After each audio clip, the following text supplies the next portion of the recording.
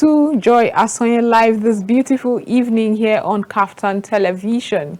Today, our focus will be achieving sustainable development goals, especially as we usher in a new administration. And my guest, who is a sustainable development goals advocate, is Adamak Sydney. She's also a former aspirant, a presidential aspirant, really, with the PRP party. Thank you so much for being part of the program. Thank you, Joy Asonye. Glad to be here. Yes, there's so much to unbundle talking about the sustainable development goals and achieving it, but we'll go for a short break right now and return with more. Have a great stay with us.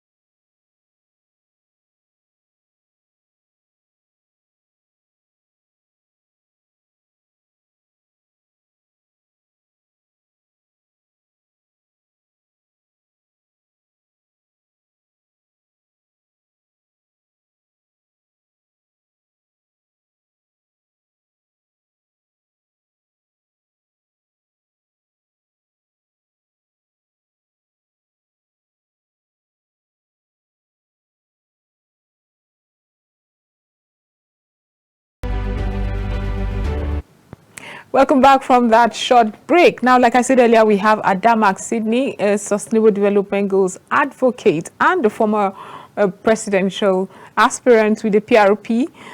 Thank you so much for coming. Thank you. Now, before we get into where Nigeria is in or the strides and efforts that it has made in achieving the sustainable development goals, let's talk about the awareness level of a typical Nigerian. I mean, we are still struggling to get Nigerians to understand that we've moved from the Millennium Development Goals and now we're in the Sustainable Development Goals, and we just have till 2030 to achieve these goals. Now, what would you say, having communicated with Nigerians, on the level of awareness in that regard? Well, awareness with our Nigerians. You know, anytime we have to talk about how aware Nigerians are as to the state of society in general, which cuts across the international sphere and the Nigerian space, you know, on the African continent, with regards to sustainable development goals, it's always key to remember that at least 70% of the Nigerian population is illiterate. To have that understanding requires a lot of work. Right. So we have to measure where the Nigerians are as to the understanding of the Sustainable Development Goals as against the Millennium Development Goals. Of course, you know that we are really, really lagging behind because not so much awareness has gone out there to educate the people on what this really means. So for the common Nigerian person, they may not even still understand what these terminologies mean, you know. So a lot of work. Okay. Now that we've finished with the populace, do you think that our public officers, especially those who have come into elected offices, also understand that their policies should be tailored around achieving these goals? I must say that because when you look at Nigeria's elections, it's quite sad that we do not interrogate those very necessary questions that are most important. I know for you, who is already an advocate for a global advocate for sustainable development goals, I'm sure if you had emerged president, it probably would have been part of your policies. However, do you think that this trench of public officers have the requisite knowledge for sustainable development goals? Well, I think we'll have to answer that question from an individualistic point of view. How many of these persons, because not every individual who has been elected into office successfully, you know, at the 2023, just concluded 2023 presidential and, you know, gubernatorial elections, as it were, and for other offices that were run. Not everyone was, should I use the word, adequately set or placed under the torchlight, so that we are able to know how far their understanding of where the world is at the moment as a joint, you know, force to advance sustainable development, you know. So I think from an individual point of view, we can't tell that, because it will remain to be seen when the majority of these persons get into office, to see if there was truly a clear understanding, because I don't remember that there were enough platforms to place these persons under the torchlight, except for those who ran for the presidency, as it were. Now, you have communicated and engaged with them at several forums, and I don't know how confident you are, because very often, I mean, I've seen a number of governors deliberately and intentionally having an office for an essay on SDGs. Very often it's not as active as it should be. There's no targeted framework to, for instance, let's talk about zero poverty or zero hunger rather. We don't see that targeted efforts to ensure that no child goes to bed without having a meal in his system. So do you think that if these new people coming into public offices follow the guidelines that have been set by their predecessors, we would see any appreciable measured height at all? Well, okay, first things first, I think the guiding light should not necessarily be past leaders.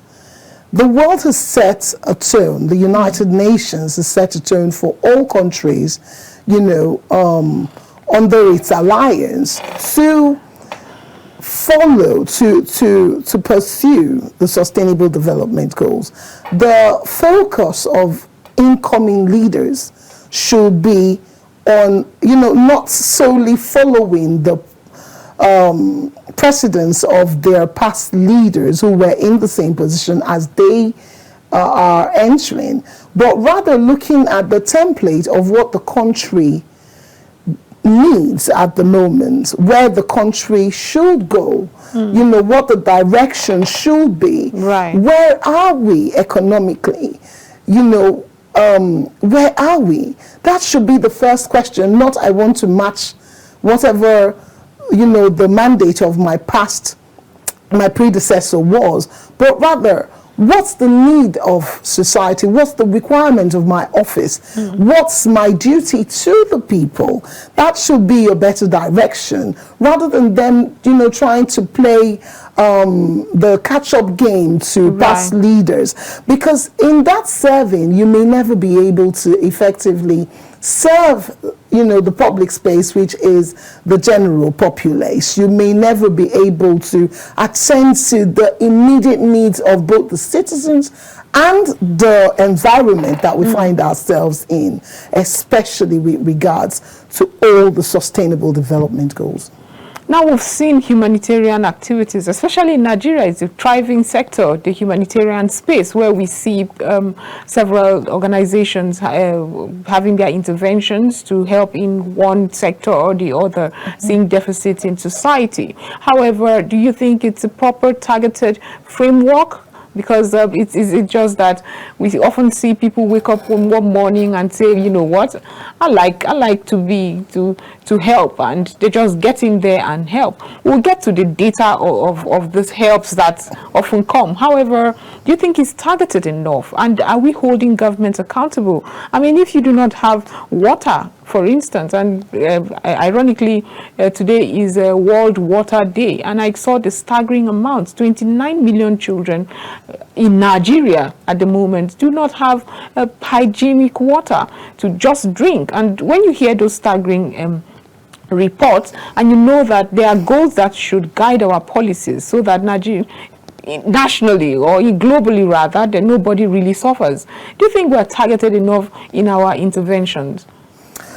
Joy Asonye, in all fairness, let's just cut through the chase. The truth is, the leadership dynamic of the country, first of all, you must always look back to the acquisition of public office. There are so many narratives that undermine each potential leader who not just aspires but then graduates into taking possession of public office, especially governing space.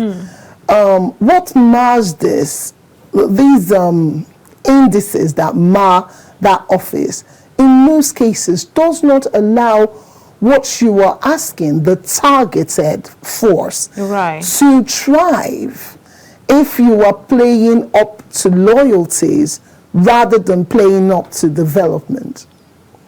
Okay, so in that form, it leaves the environment and the communities wanting. We've had public spaces, ministers for water resources or power, or commissioners for water resources in several states, across board, and yet you do not see the level of impact that you would expect, speaking about 29 million children still lacking, clean and hygienic water. This also cuts across even into the housing space, the power sector. How can we say that we are targeted enough if year after year, government after government, the indices are not really changing, enough? You're just seeing maybe a 0.05 adjustment or even less. So it's not, it can be targeted, but it's not hitting the mark. The results are not speaking enough, because nowadays, as compared to way back in the past, we almost had no indices of homeless children, but right now it's becoming a thing in the society. So if you're looking for targeted, not just advocacy, but implementation of the SDGs, we're not seeing the results, even as far as the data being collated by the United Nations, as far as how far the communities in Nigeria are being impacted positively, to tally up to what expectation it is for 2030. Now let's talk about gender equality, and I'm bringing that out. It's goal 5 of the Sustainable Development Goals. I'm bringing that out because we celebrated Women's Day not long ago, and this is just the month of women, as it's often said.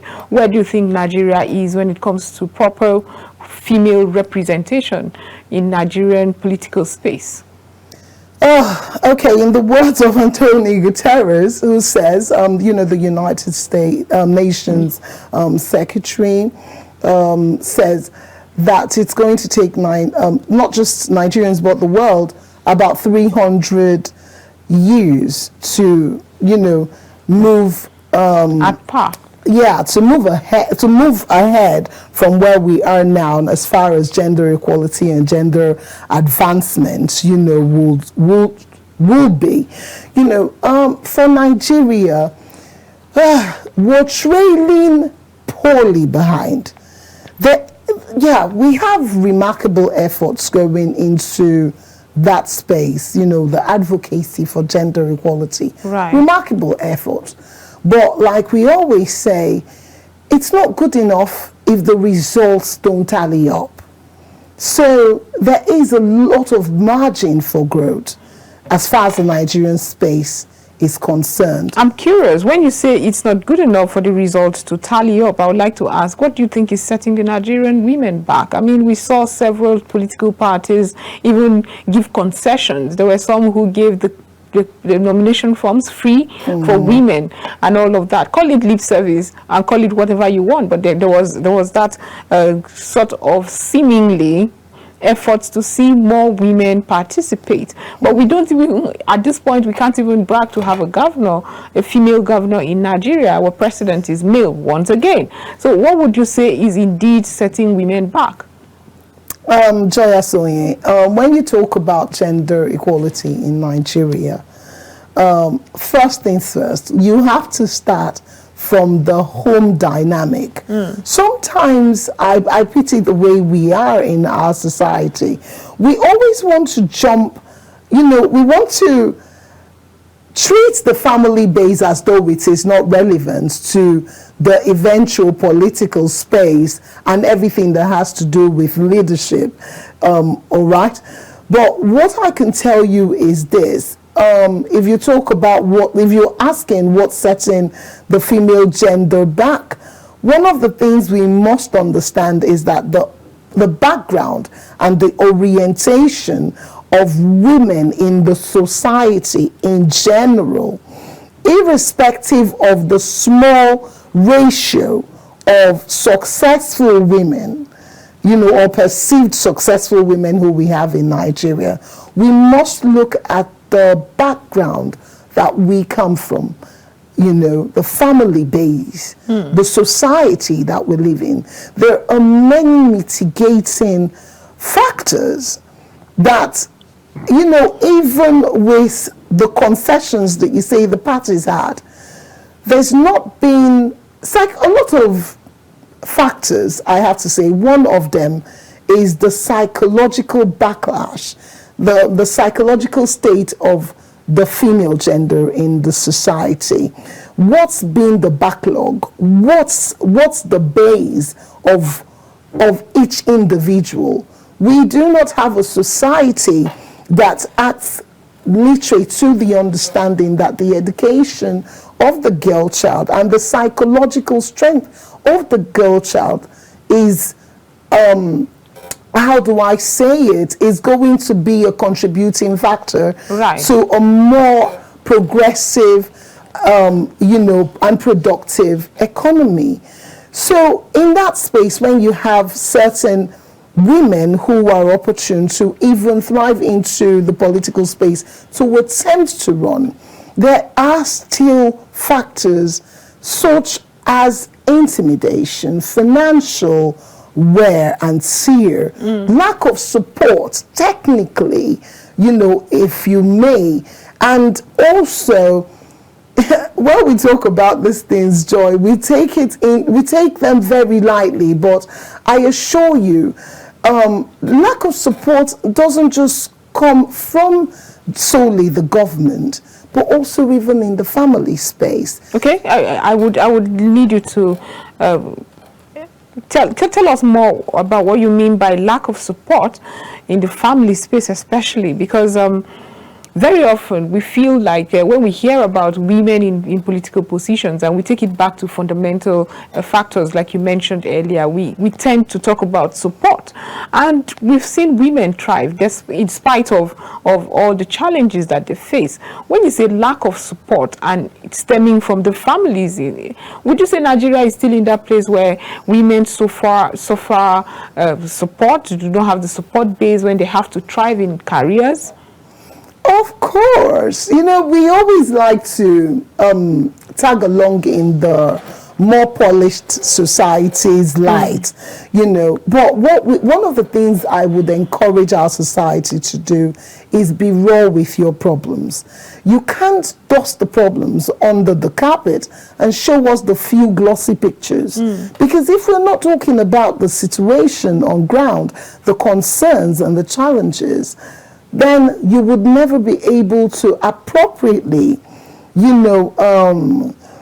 counteract what those problems are or troubleshoot the problems. But in the space where you're able to identify and address some of these problems, then you're able to provide solutions. Why do I say so? Half of the families in Nigeria, most families, when a girl, it's very few communities that recognize that take gender equality or women's rights as equal, you know, with that of also the boy child, the male child in Nigeria. So most of the communities, you're still struggling with psychological damage that's been done to young girls who, as soon as you are of a certain age, you're either you're told that your place in society is to be married off to somebody and have children. Now, if you are lucky amongst the few to go past that stage and start thriving in the corporate world, you still have a lot of damage that needs to be rewound or repaired. Now, which of the many factors did you face? If I have to go back, if you don't mind talking about your own story when it comes to what happened, why you eventually didn't emerge candidate of your political party. If you have to share that story, what would you say are those mitigating factors that deterred you? I think it was a fabulous effort, if I may, and some level of support was there from certain individuals, but you know, our society is not ashamed to say that funding, you know, is a big part of our political space, Joy Asonye. There is no how you talk about elections in Nigeria without the factor of funding. Even from the littlest thing that you will do, funding is a major hurdle. Secondly, many times I continue to hear that Nigeria is not ready, it's not prepared for a female leader. So you saw a lot of persons not giving it a 100% effort to drive the process. Rather, every time you had to battle a little more than, you know, the male gender that already have the space. Are you intentionally not hitting it as well? I wanted to get personal here, but let's just mention the funding that you spoke about. We've seen men have the funding challenge. We've seen them more pushy as to getting call them mentors. Others call them godfathers. We see that happen, and it's so easy with the men, or it's seemingly easy with the men. We also see men openly ask for funds. Why don't we see the women in that regard? I mean, I had a conversation before we came on air, and the person said, intelligent women who should take up political space are not willing, and they're going to the corporate world. It seems more sane, it seems more structured. And then those who are not necessarily equipped enough to go into political spaces are the ones you see around trying, and of course they do not even stand a chance from the word go. You know, there's always been this saying that politics is a dirty game. Now, no matter who wants to sell you the story of politics not being a dirty game, Joy Asonye, I must assure you, politics is a dirty game. And as for Nigeria, it's a dirty game that you don't mind putting your hands in these murky waters. I'll tell you why. And this goes back to what was said in our earlier meeting, where this individual that you speak about said that those who have the capacity to go into the space intellectually are running away from the dirty games that are associated with going into politics, or with the political sphere. Understand that. For men, it's a different dynamic. First of all, if you're a woman, you're likely to be a mother, you're likely to be a sister. There's a lot of backlash. There's a lot of, there are a lot of things that may not be said on here. You will experience things that you, God forbid, that you may not be able to express in the space of your family. And then the stigmatization that follows after, even if it was the slightest criticism that you would not expect. So this is one of, and by the way, Joy, let's talk about security. If we look at the indices of what has happened in the just concluded elections, starting with the presidential elections, down to the governorship elections that has just been concluded. Think about how many lives were lost. Right. Persons vying for office, and these were men, the majority. So the women, in most cases, you should understand, when you think about the possibility of not making it through and you have a family to fend for, fear alone sometimes sends the women back. And when you think about the sexual intimidation, the oppression, things that we can't... Are those some of the things you faced? Sexual intimidation? Let me tell you, Joy, I do feel for the younger generation, because a lot is to be said about the society that we live in. And until we start to, like I was suggesting, one of the recommendations is that the male folk must understand that the future of the country, politically and economically, is also heavily dependent on the positioning of your female counterparts. And for this reason, it is necessary, it is a mandate, it is important that we have a crop of fine, well-charactered individuals who are also of the male gender come into that space to create sort of like a support system and start to fetch out the good young ones to groom them for the future of Nigeria's development and politics and leadership. It is crucial. Ada, it's time to go for a short break right now. We'll return. We're still talking about achieving sustainable development goals, especially as we usher in the new administration. Ada Max Sydney has been my guest. She'll still be here after this short break. Stay with us.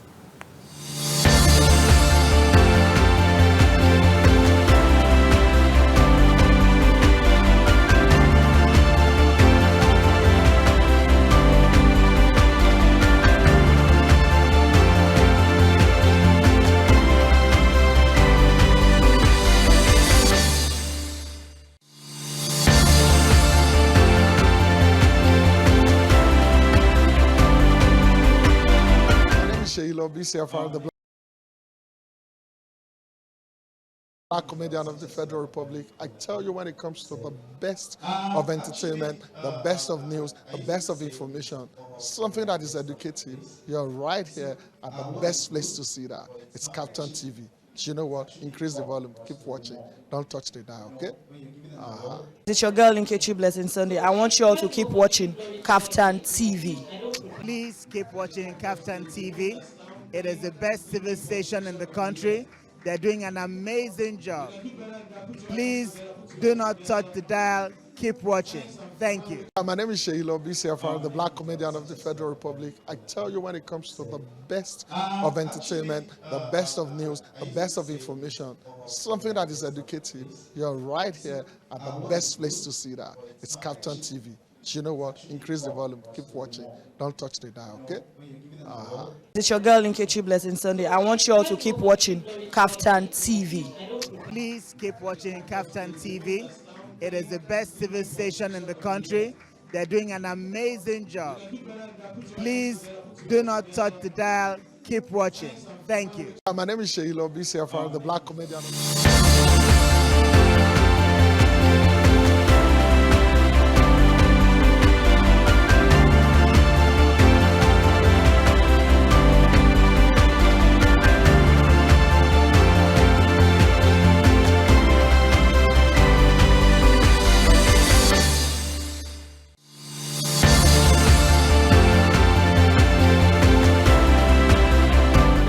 BCFR, the Black comedian of the Federal Republic. I tell you, when it comes to the best of entertainment, the best of news, the best of information, something that is educative, you're right here at the best place to see that. It's KAFTAN TV. You know what? Increase the volume. Keep watching. Don't touch the dial, okay? It's your girl Nkechi Blessing Sunday. I want you all to keep watching KAFTAN TV. Please keep watching KAFTAN TV. It is the best civil station in the country. They're doing an amazing job. Please do not touch the dial. Keep watching. While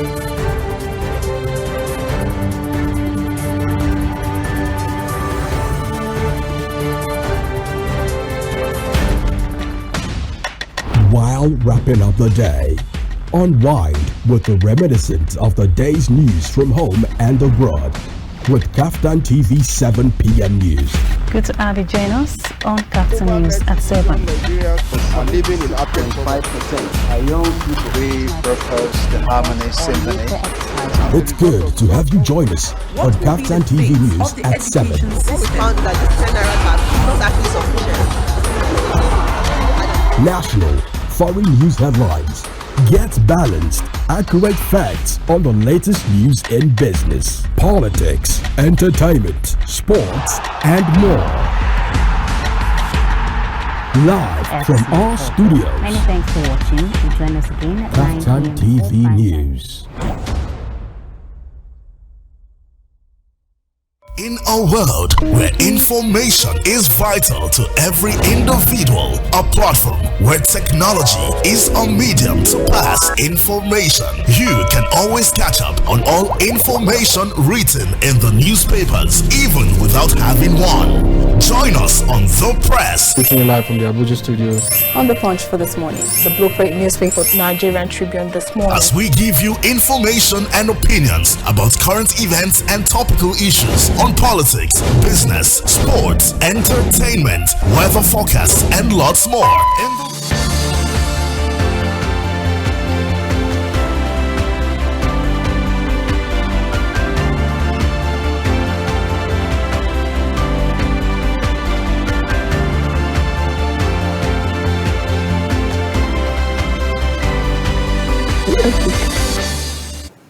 Welcome back from that short break. We're still discussing achieving sustainable development goals as we usher in the new administration. I mean, for those who emerged in their position, the positions they were vying for, they had manifestos and action plans and blueprints, some of which did not reflect the needs of the sustainable development goals or SDGs in achieving those SDGs in Nigeria.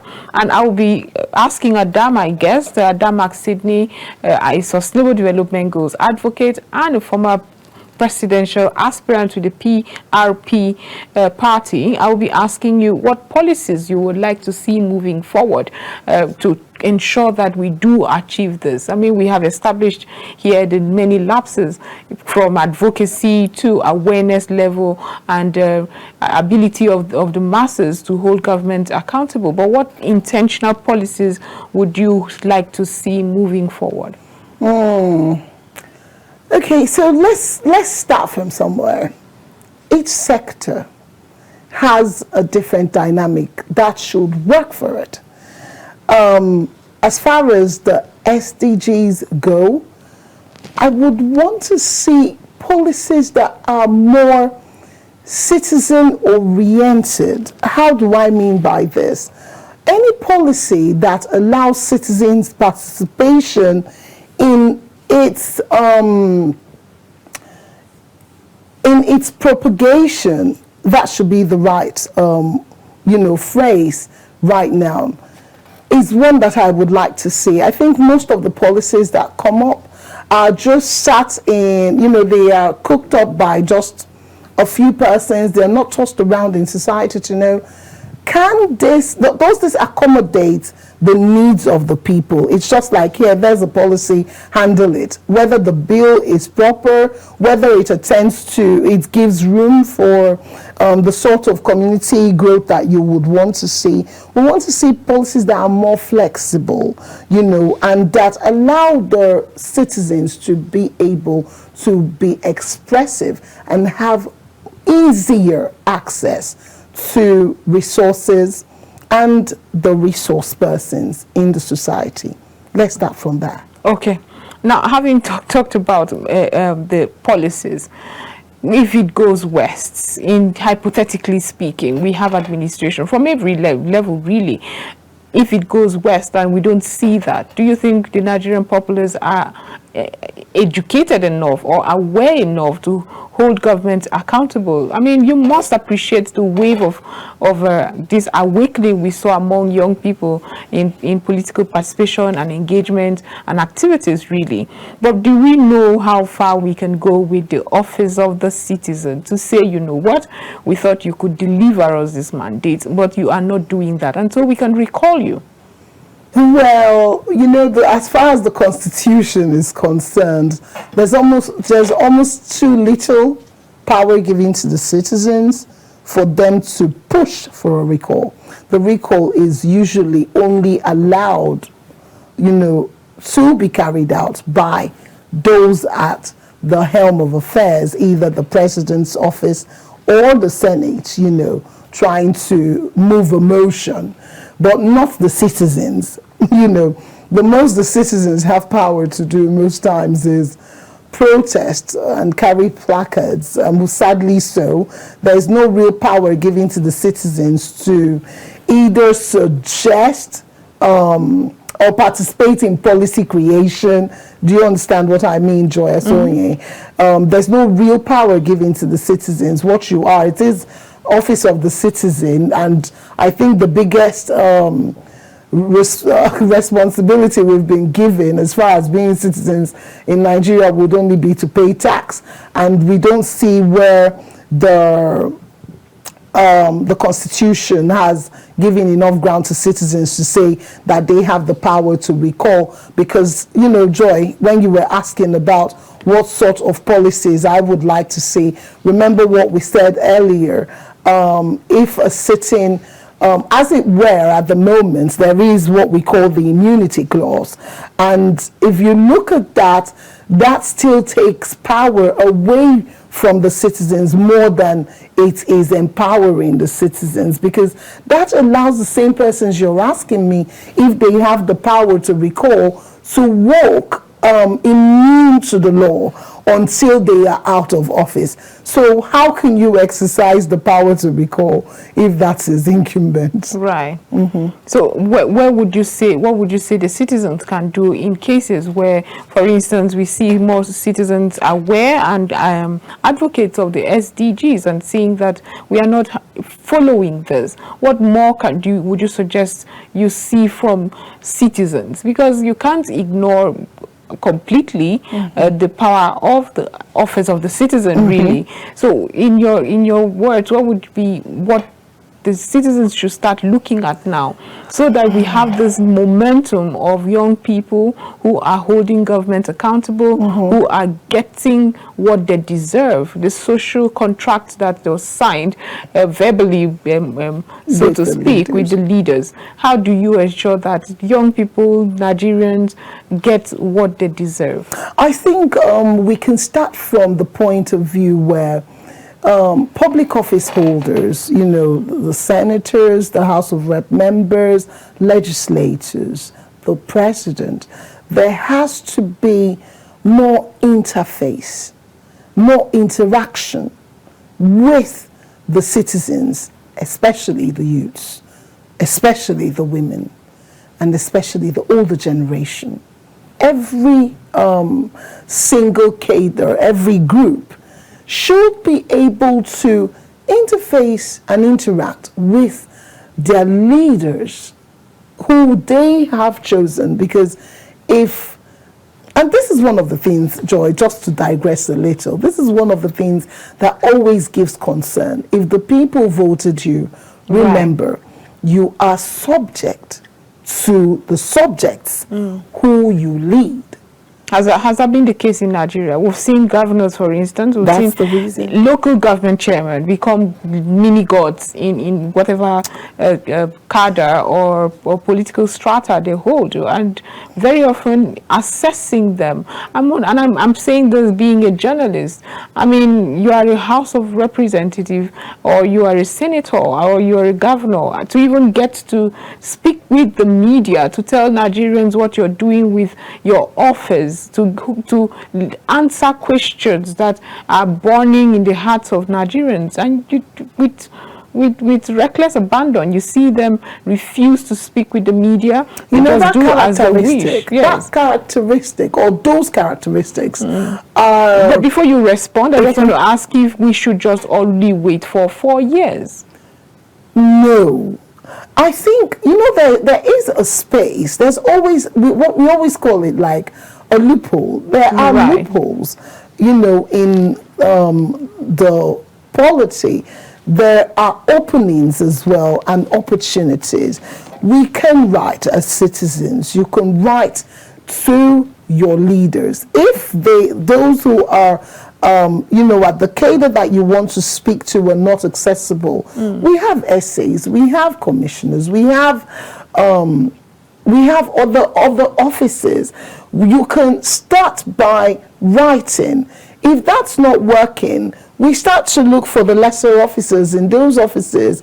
And, you know, like they always say, Joy, the citizen's voice is the strongest voice. Of course. If the citizens take out time to, you know, write for an audience and they do not get it, you know, it always degenerates into protests if it is a long-term request that is not happening, that is not being seen through. Right.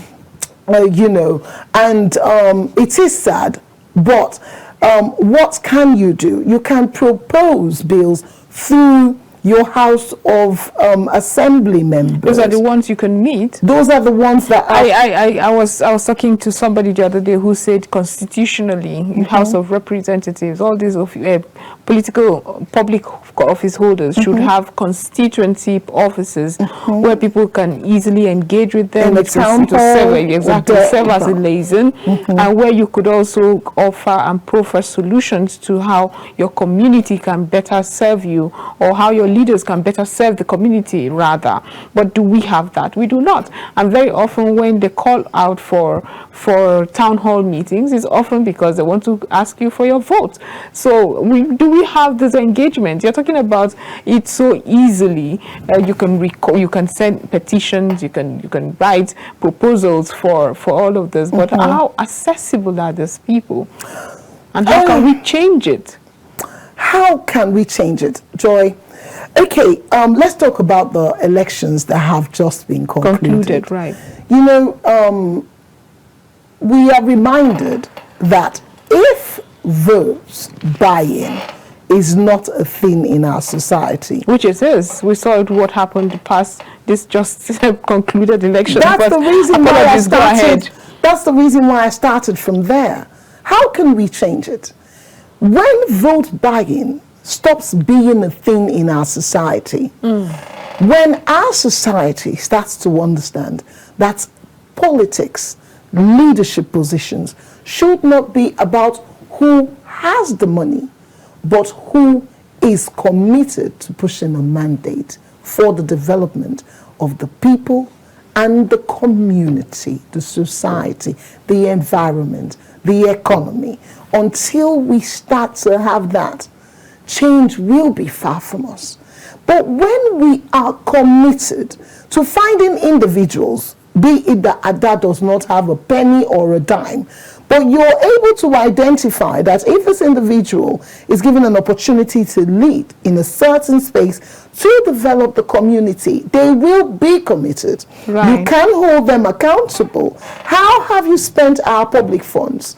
Until we're able to get there, sadly, you may not be able to change it. Because what happens if I, as a politician, running for either governorship, I am able to pay you funds through my nose? You don't know how I got these funds. I might have gone to, I'm sorry to say it, somebody in the drug world and he gives me money. You don't, I don't owe the public. I don't owe the citizens at that point. Not to mention the most threatening part of it is the fact that, I mean, if you get monies from criminals to fund your elections, for instance, you will not be able to make policies that will stifle the thriving of that sector of drugs, for instance. Great. So you can't see the relative result that you want to see. If you're talking about SDGs, Poverty, no poverty. How can you support no poverty? How can you want to implement programs and projects that should elevate the suffering of the people when you know that it is a cash out system for you if the people stay poor? Ada, I would like us to go to the local government autonomy problem that we see we have been discussing over and over. I mean, a couple of days ago, that was on Saturday, it was reported that the president had signed 16 bills, one of it being autonomy, financial autonomy to state houses of assembly. And these are the bulk of people who refused to sign the local government autonomy bill. And when we talk about development and sustainable development especially, it's difficult to take the local government away from the discussion because they are closest to the communities. And if you don't find water, they can easily provide water in every community. And like they say, if everybody sweeps the front of their house, the whole country will be clean.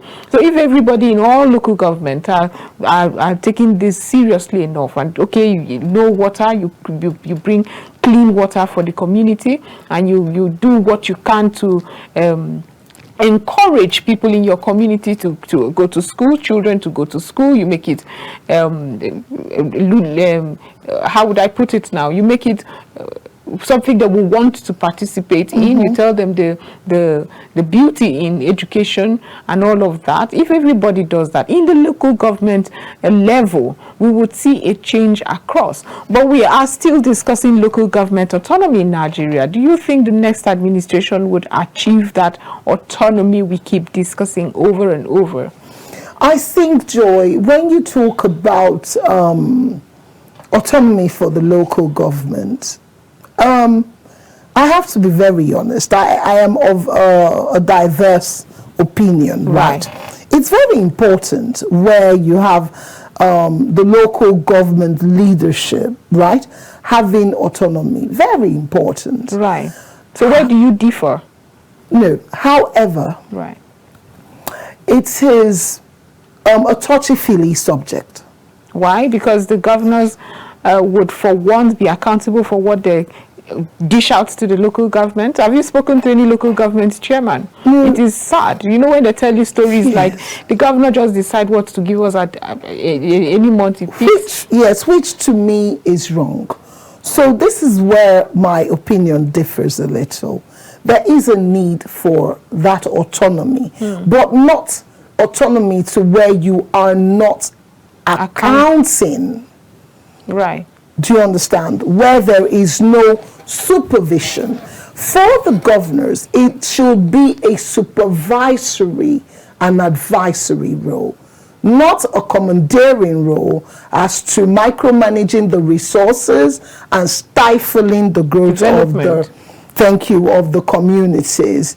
But also, we have seen trends with local government, of course, leadership, where they are into the self-aggrandizement scheme as opposed to the community development schemes that they were put in position. Would you say that it is because of the decadence over the years when they were not given enough? I mean, the little they are often given, we don't see appreciable effort in that. However, there's no attention to it. People in the local government level often do not hold these people accountable enough. We do not interrogate them and criticize them where need is. You know, so would you say that Nigerians are tired of the local government autonomy case conversation back and forth, and so they just let it happen? Because in the local government level, ideally, there is no facet of the political public office that does not have the room for accountability. There is none. Actually, we should have committees within the local government that ensures you know there's the audited reports are sent to, and it can be interrogated and all of that. However, do you think it's Nigerians saying, oh, okay, we're tired? I mean, when we come there, there's no sustainable plan for us for development in our communities, and so we let it be. No, I wouldn't say that the Nigerians are tired, rather they're very frustrated. Right. Okay. And there's a difference there. Yes, there is. There is. If you're frustrated, doesn't mean that you've given up on attempting to see how we can parley as citizens to see that accountability and commitments to sustainable goals happen within our local communities. One of the things I think we should turn the light on here is this. You know, local government immunity, you know, will be fabulous. But I think we'll get there when the Nigerian political system of selecting and electing these officials who man this key position as either local government chairpersons or councillors, as it were, are persons who have a high concentration and commitment to the development of the communities. Let's go back to what we have seen as precedents over time. You know, when you talk about gender equality, I laugh because the discrepancy in the ratio, to me, if you look at the level of decadence in the society, it should be blamed on solely one side because it was an outright sweep and power held there. Right. But what we're saying now is, can you marry the lackluster level of growth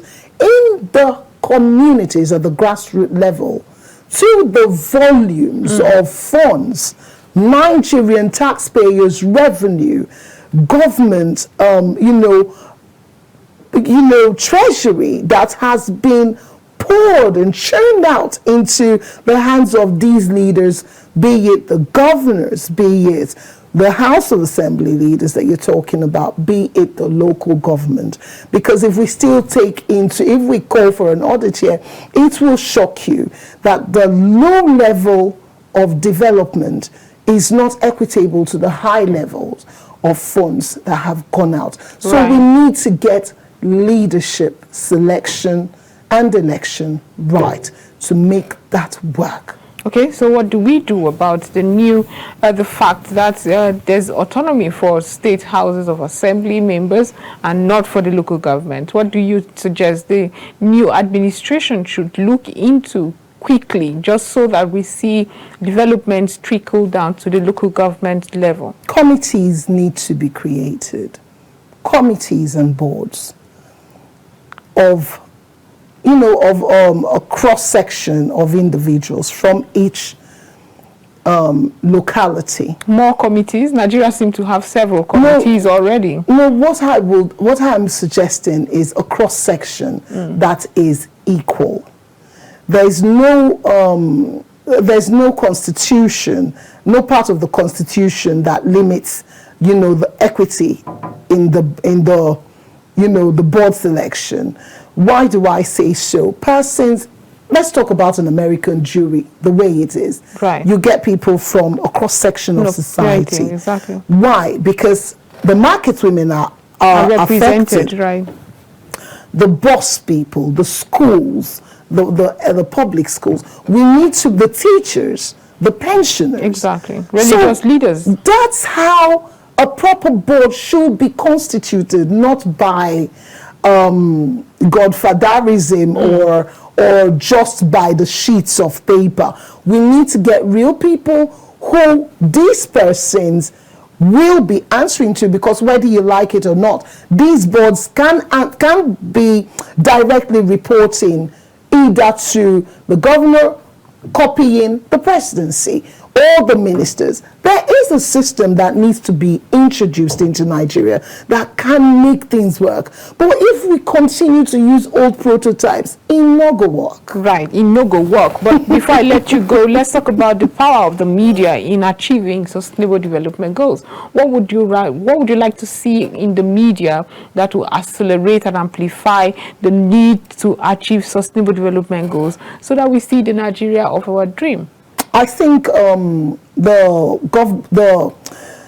state and federal leadership needs to give more freedom to the media, but also constituting laws that make it punishable by law for false news that is not verified.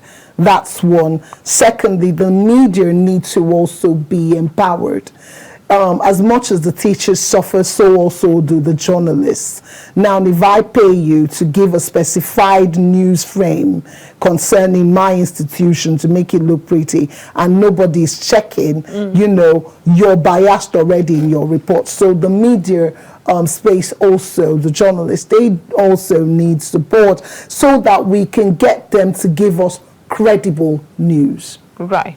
But you have not really married it to the Sustainable Development Goals.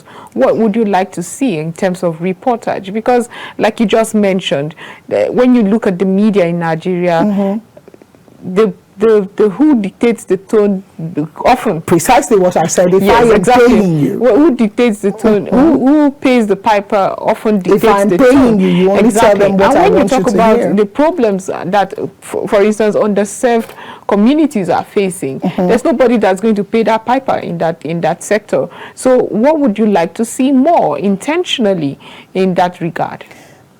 That's the reason why I started by saying a lot more freedom of speech. You see, if I am a bad local government chairman, I will not allow you report the facts of underdevelopments that are going on. If I'm a bad governor and I am, churning out fake or partial projects, I wouldn't want you to give the true nature of my bad projects. So one of the things we want to see is the federal government have to make it a mandate, because they know that the leadership powers beneath them should be accountable, should be held accountable. So we want to see a lot more freedom for the media. Right. And besides that, partnership between NGOs, because they themselves also are the major bodies that are carrying out sustainable development goal activities. We would like to see a lot more partnership in that regard with the media houses, so that in that way they may be able to collaborate towards getting government attention to areas that are suffering from a lack in the society. Adamak Sydney, former presidential aspirant of the PRP, the People's Redemption Party. The People's Redemption Party, and advocate for sustainable development goals. I must thank you for being part of the program. Thank you. It was quite insightful, really. Thank you. So this is where we draw the curtains here on Joy Asonye Live. Be sure we'll be back tomorrow with more. Do have a wonderful evening.